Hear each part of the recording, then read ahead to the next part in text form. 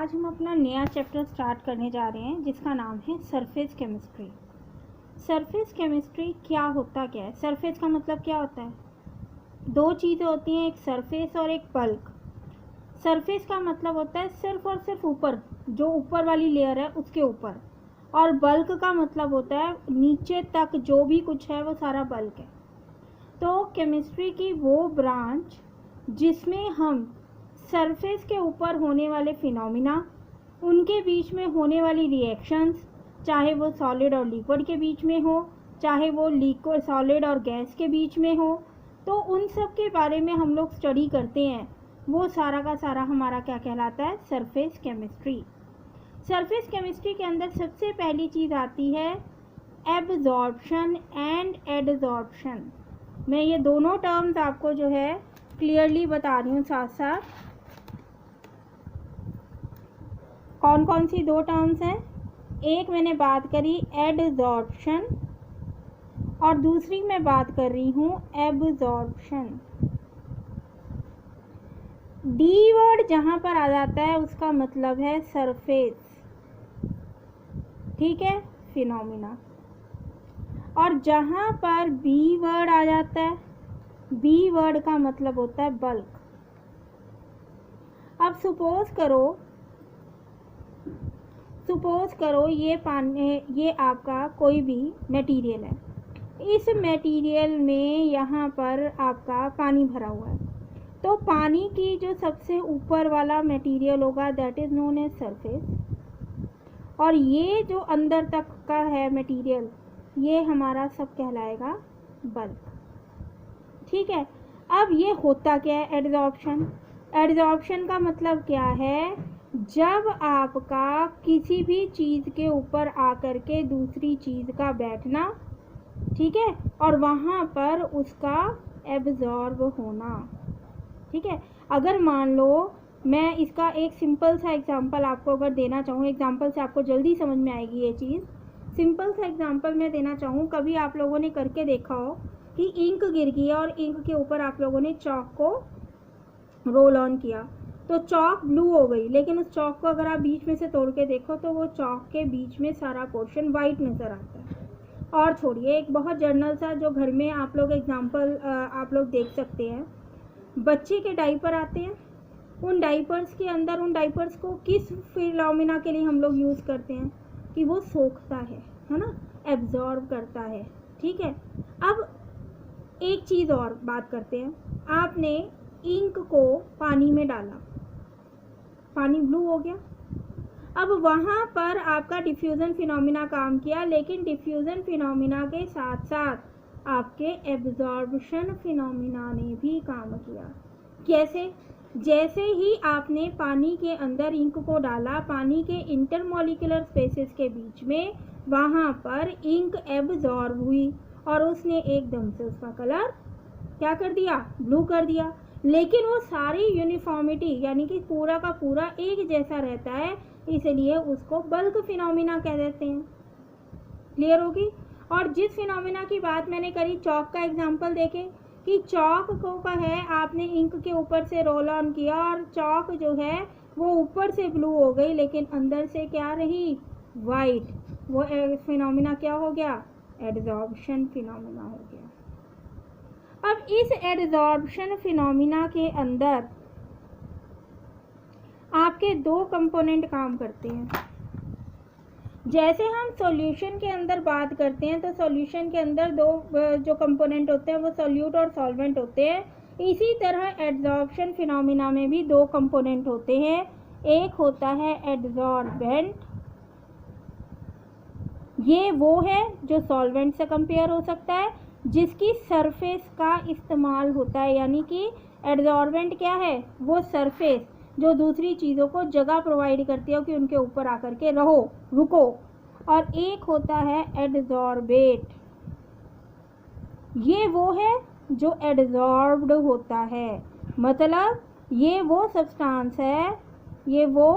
Substance है जो आकर के सरफेस के ऊपर ठहरता है।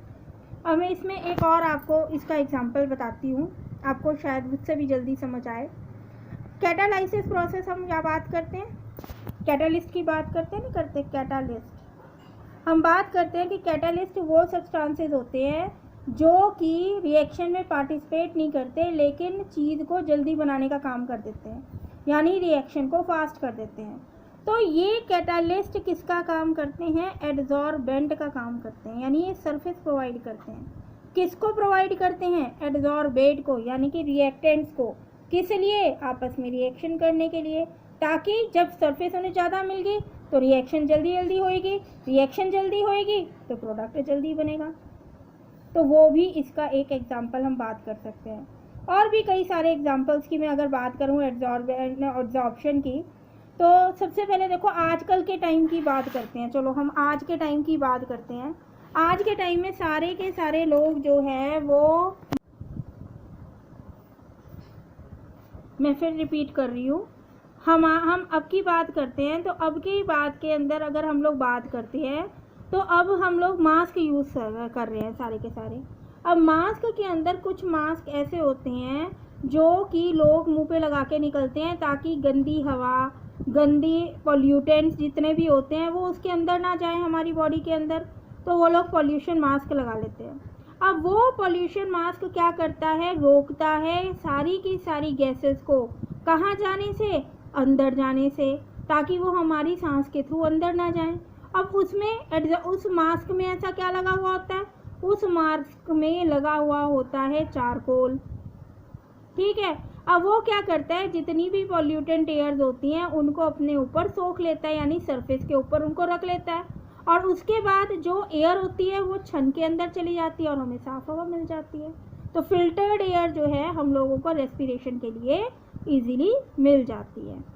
दूसरा अगर हम लोग एग्जाम्पल इसके अंदर लेकर के चलते हैं, तो सिलिका जेल को हम लोगों ने एक जार में लगाया और उसके बाद उसमें मॉइस्ट एयर जो है वो सूखनी शुरू हो जाती है। वो सिलिका जेल जो है एड्जॉर्बेंट का काम करता है, और उसके अंदर जो मॉइस्ट एयर होती है उसमें से जो मॉइस्चर होता है वो एड्जॉर्बेट का काम करता है। वो मॉइस्चर को अपने अंदर एड्जॉर्ब करता है और ब्लू कलर का हो जाता है, और जो एयर होती है वो अंदर चली जाती है। इसके अलावा एक और एग्जांपल बहुत सिंपल सा, जब चीनी जो बनती है वो चीनी कैसे बनती है? चीनी बनती है तो वो शुगर केन से बनती है, और आप लोग देखो गुड़ बनता है, उसका कलर क्या होता है? ब्राउन होता है, यानी ब्राउन शुगर ऑब्टेन होती है। अब उस ब्राउन शुगर से वाइट शुगर तक के बनने के प्रोसेस में क्या होता है? उस शुगर को पास किया जाता है एनिमल चारकोल के ऊपर से, और एनिमल चारकोल के ऊपर जाकर के उसका जितना भी कलर है, जितनी भी उसमें कलर की इम्प्योरिटीज़ हैं, वो सारी की सारी जो है एनिमल चारकोल के ऊपर एब्जॉर्ब हो जाती है, और एट लास्ट हम लोगों को क्या मिलता है? वाइट कलर मिल जाता है, शुगर का वाइट कलर मिल जाता है हम लोगों को। तो ये सारा चीज़ जो है हमारी, ये सारी क्या कहलाती है बेटा? ये कहलाती है एड्जॉर्प्शन के आपके एग्जाम्पल्स। इसके अलावा भी बहुत सारे एग्जाम्पल्स हैं, जैसे हमारी पेपर इंडस्ट्री के अंदर यूज़ होता है, हमारी कलर के डाई वगैरह के अंदर, इस फिनोमिना के अंदर इन चीज़ों की जो होती है वो यूज़ होता है, ठीक है ना। उसके बाद आ जाता है नेक्स्ट फिनोमिना, सॉर्प्शन फिनोमिना।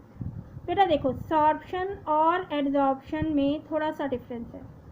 किसी चीज़ का पहले सरफेस के ऊपर आना और वहाँ रुकना, लेकिन उसके थोड़ी देर बाद ही अंदर तक चले जाना, यानी कि जब एड्जॉर्प्शन और एब्जॉर्प्शन, एड्जॉर्प्शन एंड एब्जॉर्प्शन दोनों साथ साथ होते हैं, तो इस फिनोमिना को हम कहते हैं सॉर्प्शन फिनोमिना। अभी मैंने आपको एक एग्जांपल दिया था बच्चे के डायपर का। बच्चे ने के डायपर के अंदर क्या होता है? आप लोग जब मदर उसको लगाती हैं 2-3 घंटे के लिए ऐसे ही छोड़ देती हैं, तो उसमें क्या हुआ? जो भी यूरिनेट हुआ उसके अंदर वो पहले एक बार हुआ, एड्जॉर्प्शन फिनोमिना रहा, बार बार हुआ, बल्क में जाना शुरू हो गया, that is known as sorption phenomena, ठीक है। अब इसके अलावा डाई, कलर के ऊपर हम लोग डाई करते हैं, दुपट्टा डाई करते हैं, कपड़ों को डाई करते हैं, that is also an example of sorption. पहले वो सरफेस को कलर करेगा, धीरे धीरे जब हम उसे ज़्यादा देर तक डिप करके रखेंगे उसके अंदर पूरे का पूरा कलर जो है वो होता चला जाएगा, पूरा का पूरा कपड़ा डाई होता चला जाएगा। तो ये सारा एग्जाम्पल हमारा आता है बेटा सॉर्प्शन का एग्जाम्पल। नेक्स्ट हमारा आता है डीसॉर्प्शन, यानी reverse of sorption. Reverse of sorption यानी कि एड्जॉर्प्शन फिनोमिना में से एड्जॉर्बेंट में से एड्जॉर्बेट को अलग करने का जो फिनोमिना है, एड्जॉर्बेंट में से एड्जॉर्बेट को अलग करने का जो फिनोमिना है, that is known as desorption. मैं दोबारा फिर बोल रही हूँ, the reverse phenomena of adsorption मतलब एड्जॉर्बेंट में से एड्जॉर्बेट को रिमूव करने का phenomena, that is known as desorption phenomena. अब इस फिनोमिना को करने के लिए क्या करते हैं, इस फिनोमिना को करने के लिए हम लोग हीट प्रोसेस का यूज़ कर सकते हैं। ठीक है, क्यों? क्योंकि हीट करने से जो उनके बीच में बनने वाली बाइंडिंग फोर्सेस हैं वो टूटनी शुरू हो जाती हैं, और वो दोनों की जो फोर्सेस वीक होती हैं तो वो उनको अलग अलग कर देती हैं। नेक्स्ट आता है बेटा हमारा enthalpy of adsorption. Amount of heat जो एक मोल ऑफ एडजॉर्बेट को एडजॉर्बेंट पे जमा करने के लिए ज़रूरत करती है, उसको हम लोग क्या कहेंगे, heat, molar heat of adsorption. मैं फिर बात कर रही हूँ, एक मोल एडजॉर्बेट को एडजॉर्बेंट की सरफेस पे रुकने के लिए जितनी हीट की ज़रूरत होगी, that is known as molar enthalpy of adsorption. Molar enthalpy of adsorption. Clear हुआ है बेटा आप लोगों को? आफ्टर देन आते हैं differences between adsorption and adsorption. Adsorption मतलब डी वाला यानी सरफेस फिनोमिना, एब्जॉर्प्शन मतलब बी वाला यानी बल्क फिनोमिना। इसमें higher concentration of molecular species रुकती हैं, किस पर, सॉलिड के ऊपर आकर के, और उसके अंदर डिस्ट्रीब्यूशन जो है वो इक्वली होता है, यूनिफॉर्मली होता है। इसमें जो है रैपिडली स्टार्ट होता है, लेकिन धीरे धीरे धीरे धीरे रेट ऑफ रिएक्शन डिक्रीज हो जाती है, उसके अंदर रेट ऑफ रिएक्शन सेम रहती है। इसमें सॉल्यूट की कंसंट्रेशन जो है सरफेस के ऊपर मोर होएगी और बल्क के ऊपर लो होएगी, उसमें सब जगह कंसंट्रेशन सेम होएगी। मैंने आपको जैसे बताया था, इसके अंदर डाई करते हैं जब हम कपड़ों को, वो फिनोमिना है। और इसके अंदर अगर हम बात करें कि अमोनिया गैस को जैसे हम पानी में पास ऑन करते हैं तो वो यूनिफॉर्मली डिस्ट्रीब्यूट हो जाती है। बोलो बेटा, इतना समझ में आया आप लोगों को? इतना समझ में आ गया? चलिए आगे देखते हैं types of adsorption.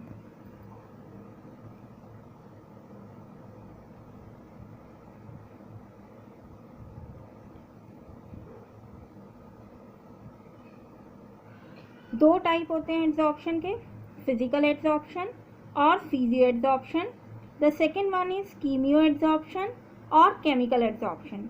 Physio adsorption के अंदर एडजॉर्बेट और एडजॉर्बेंट के बीच में जो लगने वाली मॉलिक्यूलर फोर्सेस होती हैं वो वीक वंडरवॉल फोर्सेस होती हैं, और जो केमिकल एडजॉर्प्शन होता है उसके बीच में जो लगने वाली फोर्सेस होती हैं वो केमिकल बॉन्ड्स होते हैं, चाहे वो कोवलेंट बॉन्ड हो चाहे वो हाइड्रोजन बॉन्डिंग हो। यहाँ पर जो एडजॉर्प्शन के लिए एनर्जी की रिक्वायरमेंट होती है वो 20 से 40 किलो जूल पर मोल होती है, और यहाँ पर ये जो रिक्वायरमेंट होती है एनर्जी की, ये 240 किलो जूल पर मोल होती है। इसमें जो एक्टिवेशन एनर्जी होती है बहुत स्मॉल होती है, और इसमें जो एक्टिवेशन एनर्जी होती है वो बहुत ज़्यादा होती है। अब बात ये आती है कि एक्टिवेशन एनर्जी होती क्या है। देखो, ये एक रिएक्शन जो है सपोज होनी है कि यहाँ से रिएक्टेंट ने शुरू करके प्रोडक्ट बनाना है। अब यहाँ से यहाँ तक बनाने के लिए इसके अंदर एनर्जी की ज़रूरत है। ठीक है, ये जो एनर्जी इसमें रिएक्टेंट के पास होगी इसको हम कहेंगे थ्रेशहोल्ड एनर्जी। इसको मैं दूसरा एग्जांपल तुम्हें लेकर के समझाती हूँ, आई थिंक इससे तुम्हें जल्दी समझ में आएगा। एक बच्चा है वो लगातार भाग रहा है, धूप में भाग रहा है वो बच्चा, और भाग के उसे जो है स्कूल पहुंचना है, वो लेट हो गया है और उसने जो है अपने घर से अपने स्कूल पहुंचना है और वो भागना शुरू हो गया। अब जो खाना उसकी मम्मी ने उसे दिया है वो उसके भी हाफ पे उसे एनर्जी मिल रही है अंदर से और वो भाग रहा है, लेकिन भागते भागते भागते भागते बीच में वो थक जाता है। थकने के बाद वो क्या करता है कि बीच में ग्लूकोज अपना मम्मी ने उसे घोल के दिया वो पीता है और फिर उसमें एनर्जी आती है, वो आगे चले जाता है। ये ऐड हम लोग अक्सर जो है उसमें देखते हैं ना, टीवी के अंदर ये ग्लूकोज की ऐड आती है। अब यहाँ पर अगर मैं उस ऐड से तुम्हें रिलेट करके समझाऊं तो सीधा सोचो, जो एनर्जी खाने से उसको मिल रही है वो उस पर्सन की थ्रेशोल्ड एनर्जी है। जो एनर्जी उस बच्चे को खाने से मिल रही है वो उसकी अपनी अंदर जो स्टोर की हुई एनर्जी है वो क्या है, थ्रेशोल्ड एनर्जी है। और उसके बाद जब वो एनर्जी खत्म हो गई लेकिन उसने अपने टारगेट पॉइंट तक पहुंचना है तो बीच में उसने क्या पिया, ग्लूकोज पिया।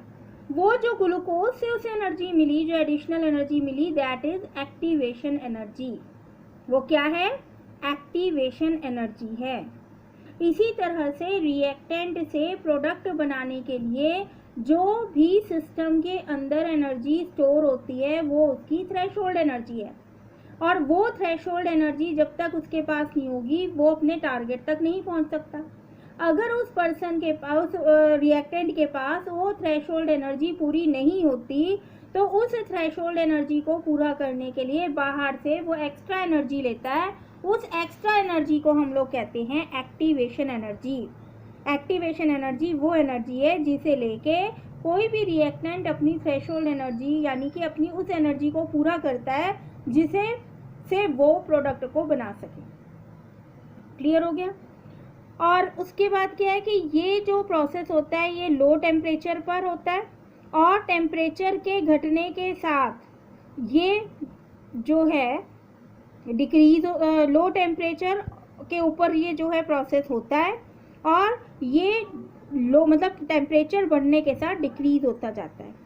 Physio adsorption decreases with increase in temperature, और ये जो होता है ये हाई टेम्परेचर पर होता है, इसीलिए टेम्परेचर बढ़ने के साथ साथ इंक्रीज होता है। ये जो होता है कम्प्लीटली ये कम्प्लीटली रिवर्सिबल प्रोसेस है। क्यों? क्योंकि ये स्पेसिफिक इन नेचर नहीं होता, लेकिन ये जो है वो इरिवर्सिबल प्रोसेस है और स्पेसिफिक इन नेचर होता है। इसके अंदर जो है मल्टी मॉलिक्यूलर लेयर होती है। अब ये मल्टी मॉलिक्यूलर लेयर क्या होती है ये भी मैं आपको डायग्राम से बताती हूँ। एक लेयर होगी 1 2 3 4 5, ये हो गई multi layer, multi molecular layer. कैसे? एक मॉलिक्यूलर लेयर, दूसरी, तीसरी, चौथी, पांचवी, ये हो गई मल्टी मॉलिक्यूलर लेयर। एक लेयर है कि हमने थिकनेस तो इतनी ही रखनी है, लेकिन वो एक सिंगल मॉलिक्यूल ही बड़े वाला उसको बना रहा है, उसको हम लोग क्या कहेंगे, मैक्रो मॉलिक्यूलर। ठीक है। अब मल्टी मॉलिक्यूलर के अंदर भी हाई मॉलिक्यूलर मास है, उसमें भी हाई मॉलिक्यूलर मास है, लेकिन वो एक लेयर का हाई मॉलिक्यूलर मास है और ये जो है कई सारी लेयर से मिला हुआ मॉलिक्यूलर मास है। क्लियर हो गया बेटा? इसके अंदर जो है no surface compound is form, मतलब इसमें कोई इंटरमीडिएट फॉर्म नहीं बनेगा, लेकिन इसके अंदर इंटरमीडिएट कंपाउंड भी बनेगा। क्यों? क्योंकि इनके बीच में लगने वाली फोर्सेस, बाइंडिंग फोर्सेस स्ट्रॉन्ग हैं। यहाँ तक समझ में आया? ये जो है प्रेशर इंक्रीज करने के साथ बढ़ता है, लेकिन इसका प्रेशर का कोई भी इफेक्ट इसके ऊपर नहीं पड़ता। ये आपका मैक्सिमम जब आता है क्वेश्चन एग्जाम में तो डिफरेंसेस की फॉर्म में आता है, अदरवाइज क्या है, first point is your definition and other are the properties of physical adsorption.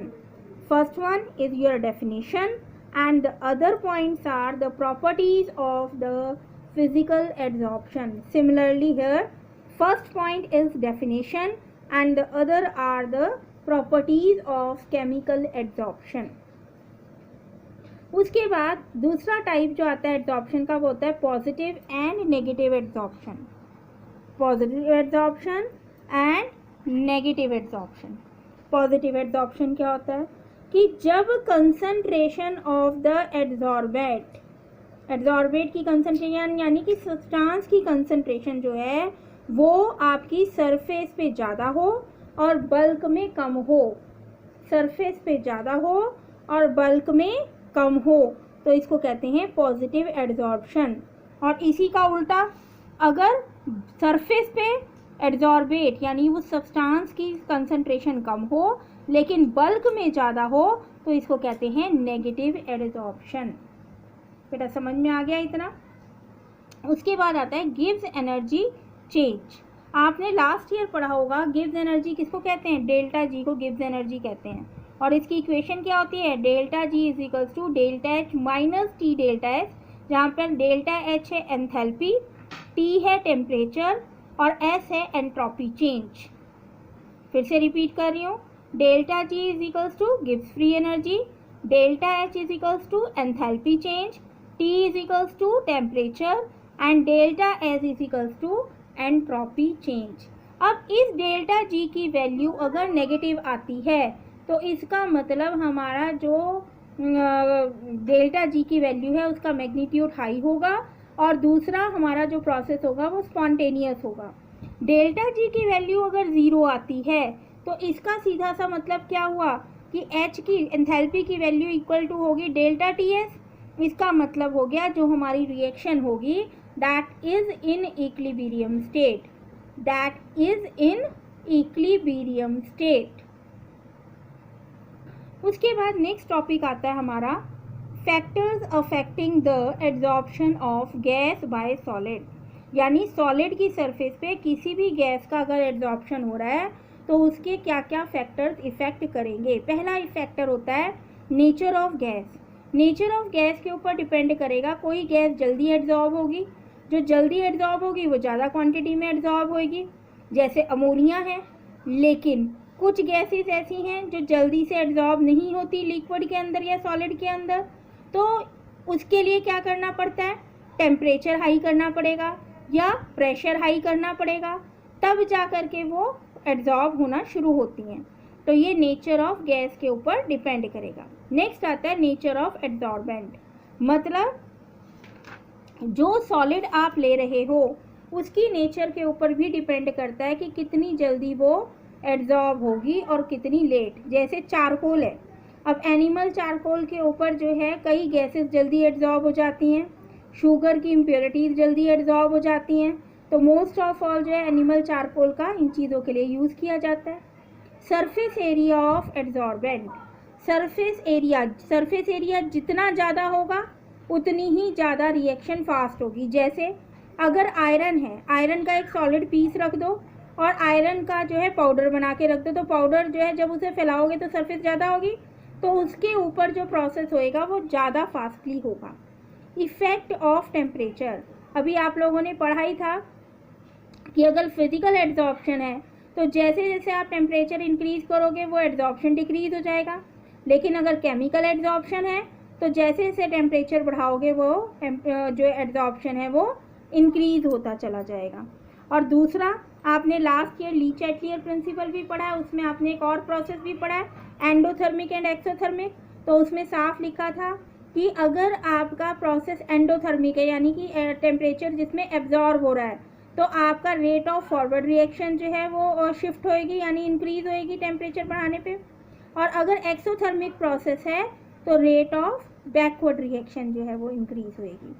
फिर है इफ़ेक्ट ऑफ प्रेशर, ये भी ली-चैटलियर प्रिंसिपल के अकॉर्डिंग ही काम करता है।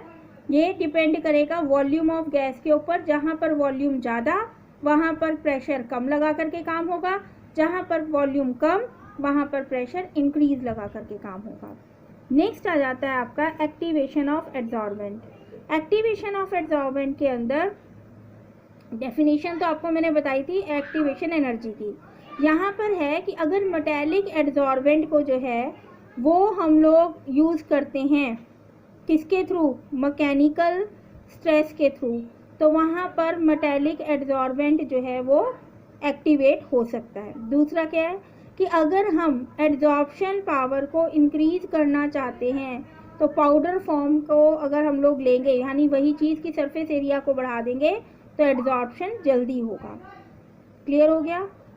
उसके बाद कुछ एड्जॉर्बेंट ऐसे भी होते हैं जिनको हम ज़्यादा गर्म करें तो आपका एड्जॉर्प्शन इंक्रीज़ होता है। जैसे कि फॉर एग्ज़ाम्पल अगर हमारा जो है चारकोल है तो चारकोल को जल्दी गर्म करेंगे तो वो जो है उसका एक्शन फास्ट हो जाएगा।